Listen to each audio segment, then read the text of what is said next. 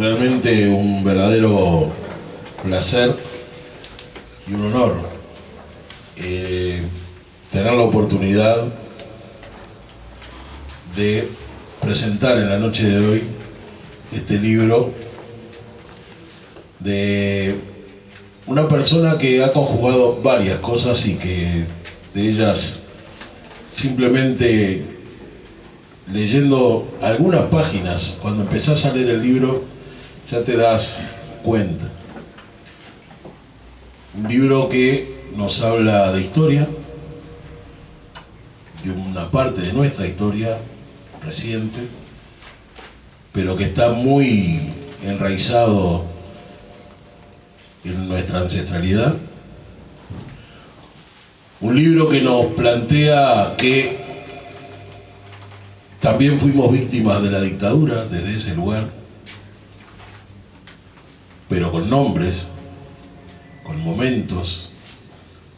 Hasta el momento es el único libro que habla de nuestras cosas o que habla de la realidad que sufrimos todos los uruguayos y todos los uruguayos antes de la dictadura, el tiempo inmediato anterior, durante la dictadura y después, que menciona lo que sucedía los 1 de mayo cuando los tambores salían igual, sabiendo lo que iba a pasar. Y eso le da ciudadanía al candombe. Absolutamente. Le da transparencia al valor de nuestra gente, al valor cultural y al valor personal de nuestra gente. Explica por qué en porcentajes fue tan fuerte y tan grande la emigración fundamentalmente hacia Buenos Aires, desde el punto de vista porcentual de la población, de tantos y tantas afro-uruguayos que cruzaron el charco.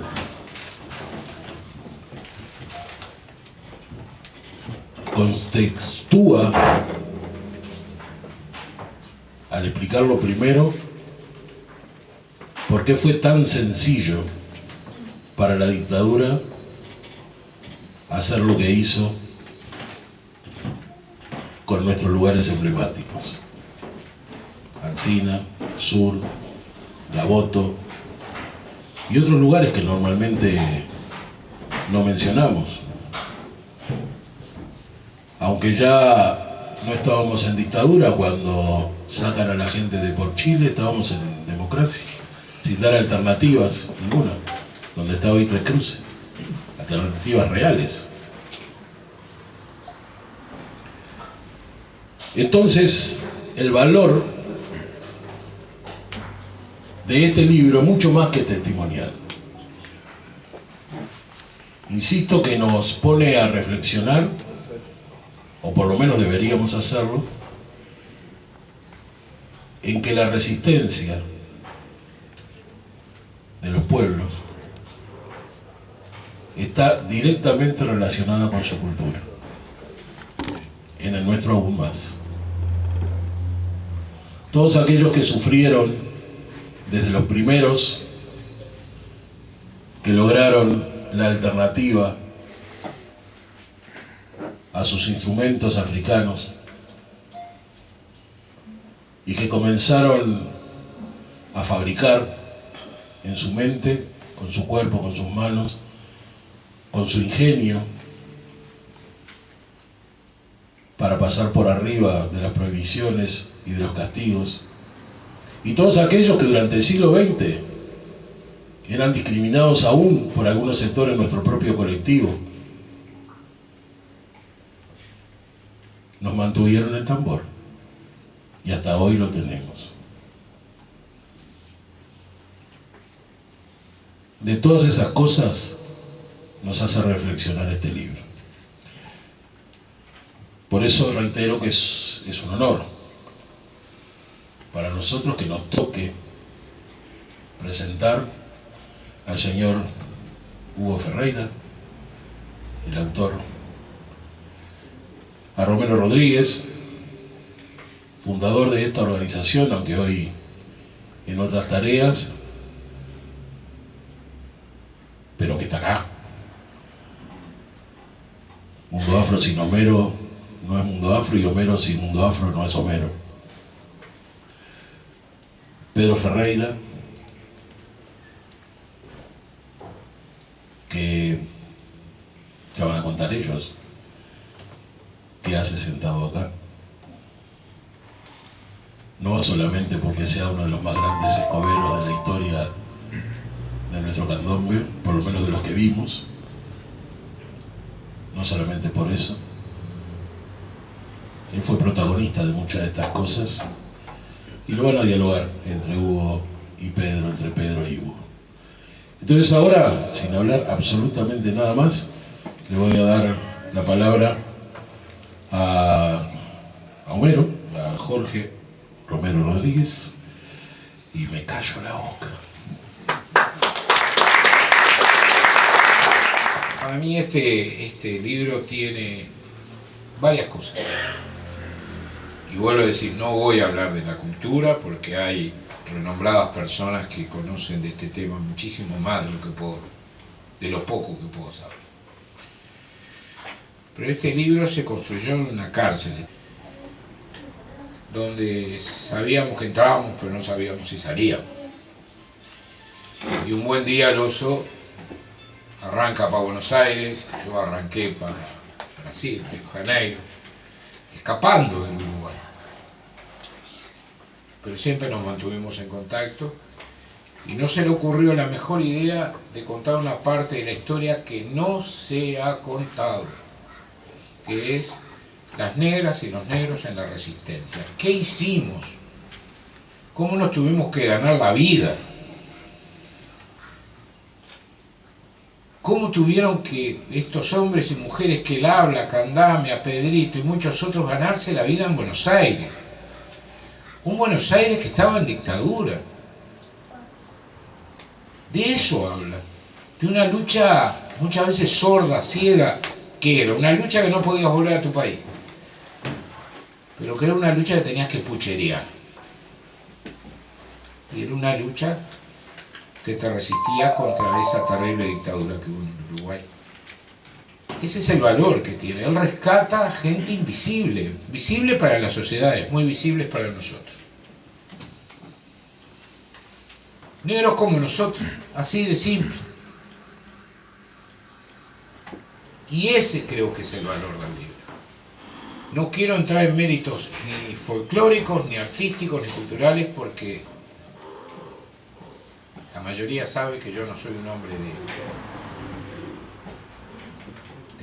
la cultura, soy un aplaudidor. ¿Me gusta o no me gusta? Pero soy de esta raza que se crió en las mismas condiciones. Lo que tenemos en común la gran mayoría es que nos criamos todos en las mismas condiciones. Por eso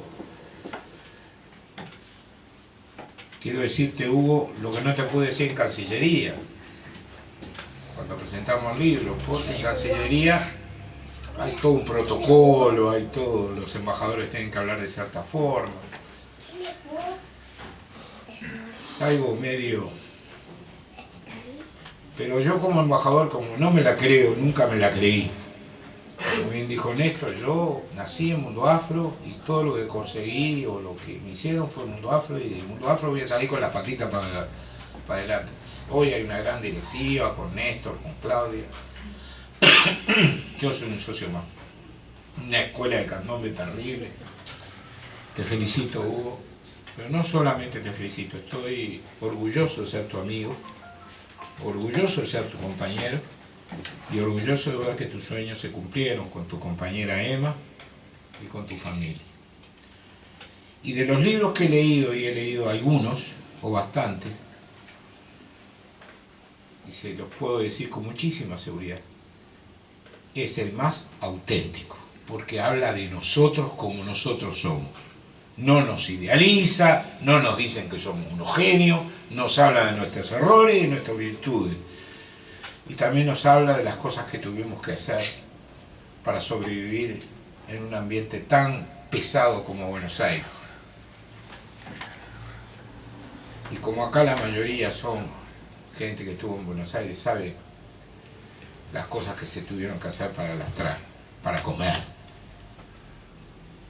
las pensiones, los cuartos, y siempre ese dejo de rebeldía, de resistencia, de sacar nuestros tambores, y bueno, y ahí está la discusión, si el candombe es uruguayo, si es argentino. Yo no entro en esa discusión porque sé que el candombe es uruguayo, punto, y de ahí no me paro. Pero lo que sí quiero decir, que de los libros que he leído, y vuelvo a repetir, son muchos, el más auténtico, el que más nos representa, de lo que somos, no de lo que dicen que somos, de lo que somos, se los recomiendo. Compren el libro Huguito, El oso para mí, y estoy orgulloso de estar en la casa donde nací, con un compañero más, sin ningún título, sin ningún oropel, con estos 4 hermanos como Pedrito, Néstor y el oso. El oso para mí, Hugo, para usted. Te felicito sinceramente y me llenás a mí de orgullo porque lo vine a hacer en aquel patio donde estuvimos juntos un tiempo, porque ya hablabas de eso. Felicitaciones y se lo recomiendo que lo compren.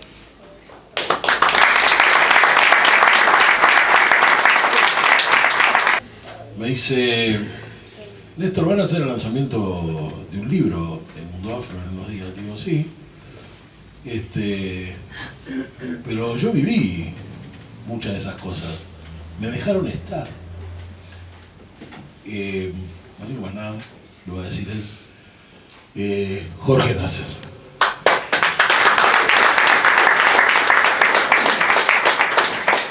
Antes que nada, disculpas por la demora, estaba grabando justo, ahora o nunca, hace 5 años que no grababa un disco, pero bueno, justo se dio hoy. Así que es un día también, bueno, para mí de creación, de felicidad. Sí, en efecto, la fortuna, no sé, el azar de la vida, las vueltas de la vida me hicieron estar en Buenos Aires en aquella época y conocer de cerca, de primera mano, la experiencia de Hueso, de Hugo, y bueno, sin duda alguna de lo que fue todo lo que fue la comparsa Hijo de Morenada de Fantasía, en la que tuve el honor de ser el bajista, el primer bajista que tuvo, no sé si único, pero el primero. Allá digamos, el único, ¿no? Sí, y bueno, los nombres son importantes para nosotros. Algunas personas que de repente no, a veces la vuelta de la vida se los lleva y nadie los nombra nunca más y todo el mundo se olvida, y nosotros los tenemos siempre en el corazón, siempre en el corazón, en lo personal, porque me enseñaron mucho de cómo es la cultura afro, de cómo hay que tratarla, de cómo se ve, cómo se entiende, cómo hay que sentirla, y me refiero a Rengo, a Salvia, el Rengo Pichi para aquellos que lo conocieron, un muchacho que se hizo en la calle, según él me contó, del medio mundo, un guricito más que se quedó Rengo por colgarse de los ómnibus, y que el gallego Yacumensa también, él me lo presentó, el gallego Yacumensa lo supo apañar, lo supo ir a visitar cuando estuvo en Canadá también. Y bueno, y un hombre que dentro de su, ¿cómo te podría decir? De repente no tenía la universidad, la del libro, ¿no? Pero tenía la otra, la de la calle, y le sobraba. De esa era máster, recontra remaster. Y nos dio lecciones a todos. La verdad que fue un hombre que hizo la resistencia a su forma, a su manera, con su mujer Susana, con el judío, con los chiquilines, con bueno, con Candamia, que el otro día lo vi, Candamia está mejor que nosotros, que nosotros todos juntos, está entero. Y me contaba también, me decía Candamia, de las 20, 30 comparsas que hay en Buenos Aires, una cosa, no se puede creer, porque en aquel momento de verdad, y ahí vamos al objeto de esto, porque quería nombrar a esta gente, bueno, está Pedrito acá, que el otro día también se dio un encuentro en Calima, en la oportunidad de la salida del libro, no de la presentación, sino de la salida, y estaba Jimmy Santos también. Bueno, toda gente muy importante, ¿no? Para mí son tipos que fueron referentes, íconos del candombe, por más que no estén en el, como se dice, ¿no? Ahí va, en el candelero, hay gente ahí va. Por eso concuerdo con tus palabras, que este es un libro muy importante, porque rescata justamente eso, las figuras de los héroes anónimos, de las personas que hicieron mucho por el candombe, ya desde el nombre nomás de la comparsa, Hijo de Morená y Fantasía, o sea, ya tenía claro que había que estar unidos, porque en aquella época, cuando pasaban la comparsa uno de un lado y de otro, se ponían los tambores para adelante, con esto de aquí se pegaban con los palos en las manos, todas aquellas cosas que uno llegó a pellizcar, todas aquellas picardías lindas de barrio, que ya no van a volver. Evidentemente ahora es algo que también está divino, ¿no? Es decir, el crecimiento que ha tenido es exponencial, y también Pedrito forma parte también de este presente, y Néstor ni que hablar con su trabajo en carnaval. Pero aquellos comienzos, bueno, fueron fundamentales, y la verdad que fue una sorpresa enorme de que el hueso no solo estaba con el tema de los tambores, también creó una murga. Realmente fue un baluarte de la resistencia cultural uruguaya en el exilio. No estuvo en Suecia, no estuvo de repente, ahí va, en la parte como dorada, digamos, del exilio, pero estuvo en la barricada. Y bueno, son los que a uno le gustan. Me siento honrado de estar en esta mesa con compañeros que quiero mucho, que los conozco hace muchos años. Me abracé con todos la otra vez también. Me dieron ganas de escribir candombe, ya escribí un par ahí. Y nada, le deseo lo mejor a este libro, y que por favor lo lean, porque hablan de un montón de personas que fueron muy importantes y son muy importantes para la cultura, y todavía hay mucho para decir. Del libro, Hugo toma algo de Eduardo Galeano, que dice así: junio 26, el reino del miedo. Hoy es el día contra la tortura. Por trágica ironía, la dictadura militar del Uruguay nació al día siguiente, en 1973, y convirtió al país entero en una gran cámara de torturas. Los suplicios servían poco o nada para arrancar información, pero eran muy útiles para sembrar el miedo. Y el miedo obligó a los uruguayos a vivir callando y mintiendo. En el exilio recibí una carta anónima. Es jodido mentir. Y es jodido acostumbrarse a mentir. Pero peor que mentir es enseñar a mentir. Yo tengo 3 hijos. Por eso hablo del contexto en el cual está escrito este libro. Hugo logra esa magia de hacernos reflexionar por qué el candombe cruza el charco, pero se suma lo que tanto Homero como Jorge han dicho. Nos cuenta cómo somos. Así que como nos cuenta cómo somos, ahora van a entrar en una conversa, creo que es así. Pedro y Hugo y Pedro, así que los dejo con ellos. Yo estoy mal acá en el medio. ¿Por dónde empiezo? Díganme ustedes. ¿El autor? El autor. Bueno, el autor dice que Pedro, y Pedro dice que el autor. Voy con Pedro. A todas y todos, muy buenas noches y gracias por estar. Es bravo, después de la facilidad de expresión que tienen estas personas que han estado ante ustedes, poder esgrimir siquiera pensamiento alguno en forma de palabra. Pero bueno, trataremos de decirles que hay un inmenso honor en mí en ser partícipe de la historia de este libro. Esto marca a grandes rasgos la llegada del primer grupo uruguayo, totalmente formado por uruguayos, en la República Argentina, con la expresión candombe, comparsa. ¿Sí? Había habido grupos anteriores que estaban formados por argentinos y uruguayos, pura y exclusivamente formado por uruguayos y por quienes habíamos tenido la satisfacción, y esto es un honor que me arrogo como pocos, pero es una cosa nuestra, por eso es verdad.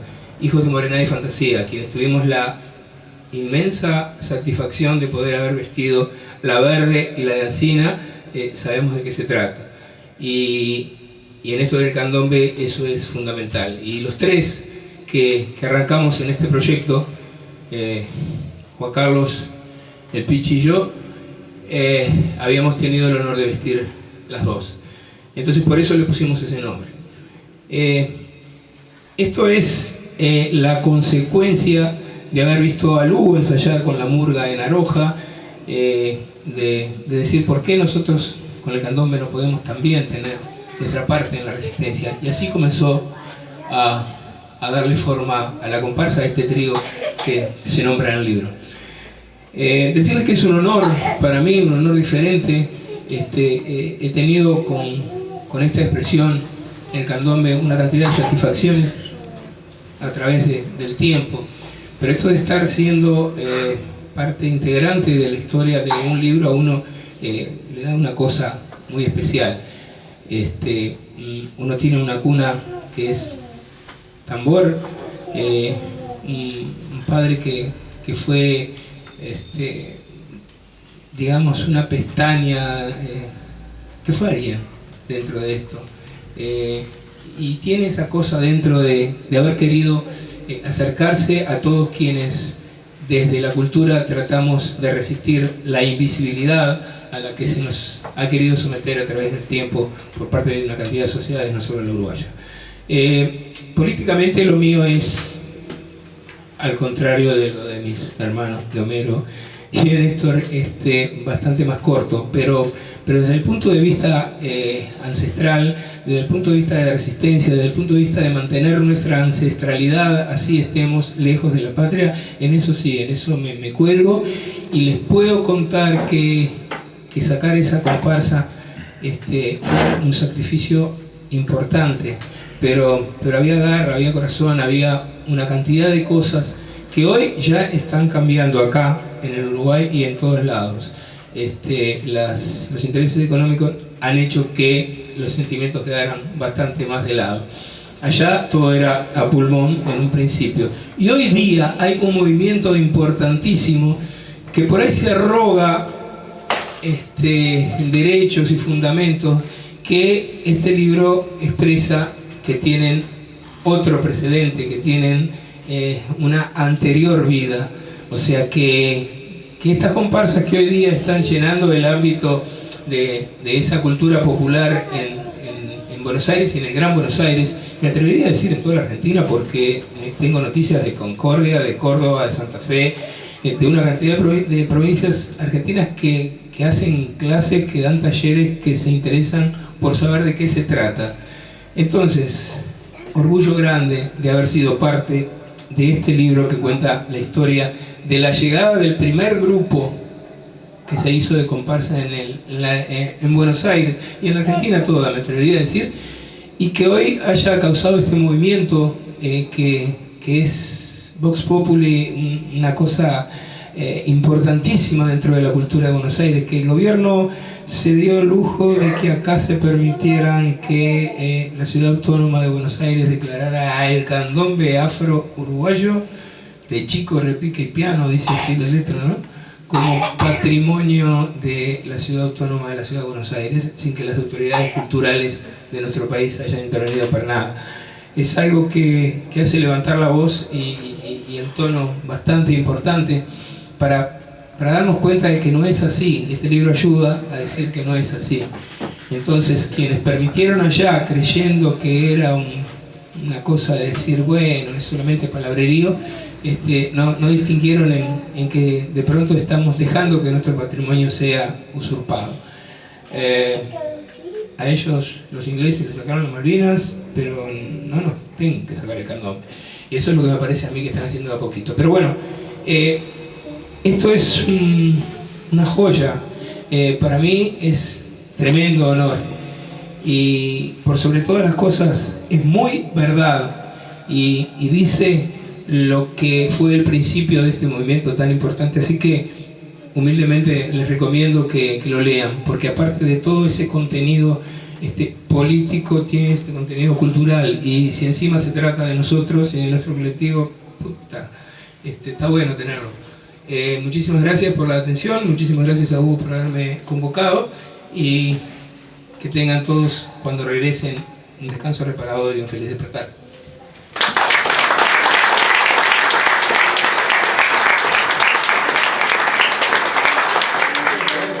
Simplemente Hugo Ferreira, el autor.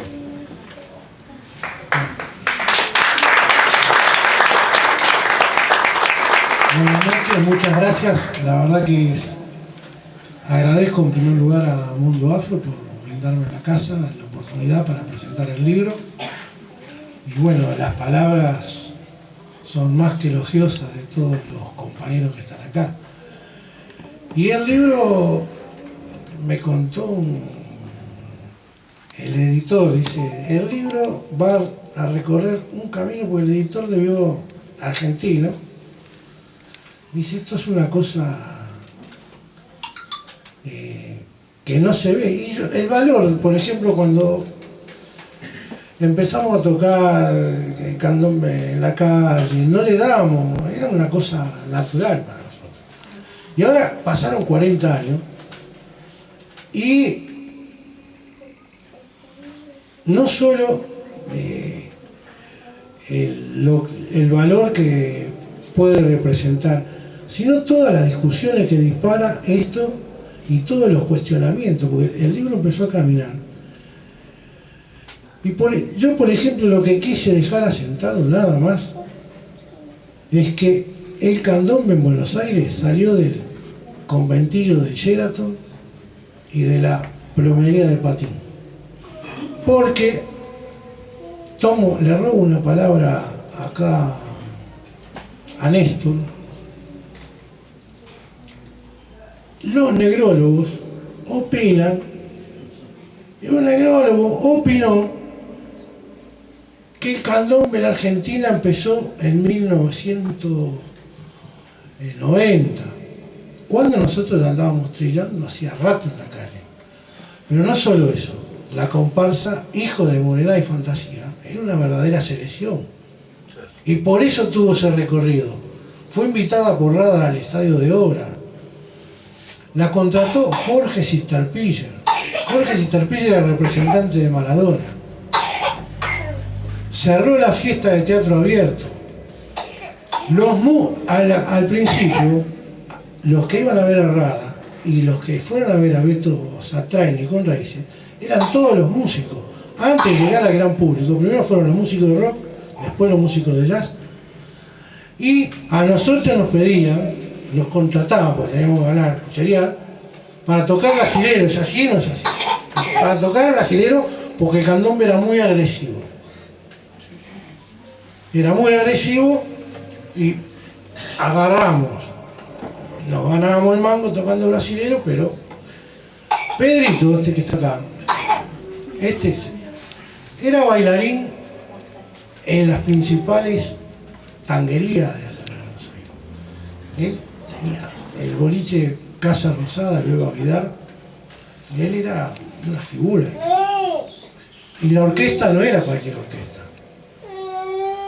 Estaba Leopoldo Federico, el cuarteto Leopoldo Federico, pero estaba Atilio Stampone con su orquesta. Y Pedrito bailaba, pero a Pedrito le gusta el candombe. Y fundaron la comparsa, los que salíamos de ahí, pues, bueno, y fue un gran sacrificio haber sacado esa comparsa. Yo, la primera intención que quiero dejar, además de el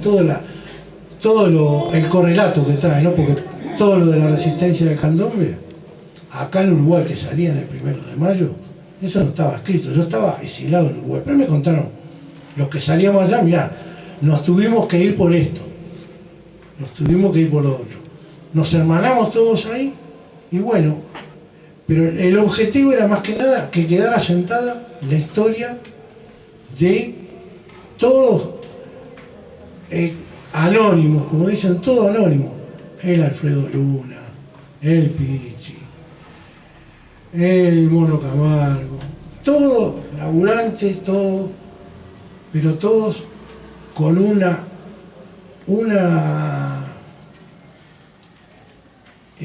carga, con un valor que muy pocos tienen, un valor cultural.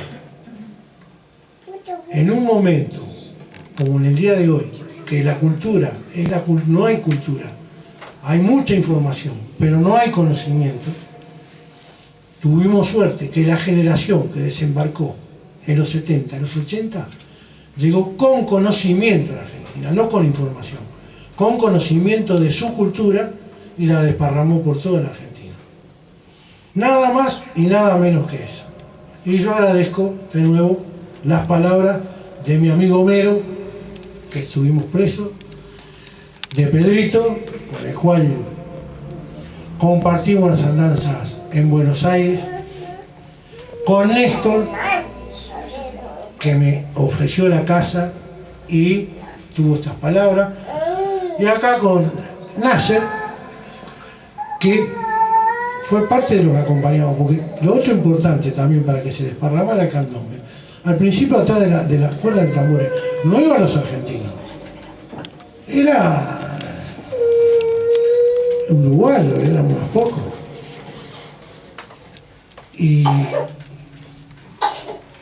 el hombre del que habla el Rengo Pichi era un personaje que yo ahora que veo todas esas comparsas en Buenos Aires y todo lo que hay, yo pienso que si hubiera estado ese grupo, esas comparsas no salían, porque no sabían. Entonces, cuando estábamos nosotros tocando ahí en la Plaza del Río, no nos dejábamos tocar, así de simple era.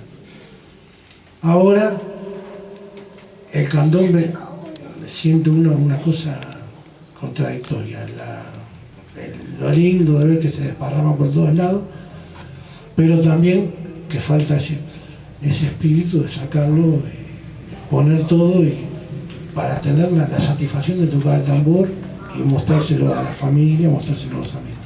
Bueno, les agradezco mucho y bueno, no tengo más para decir.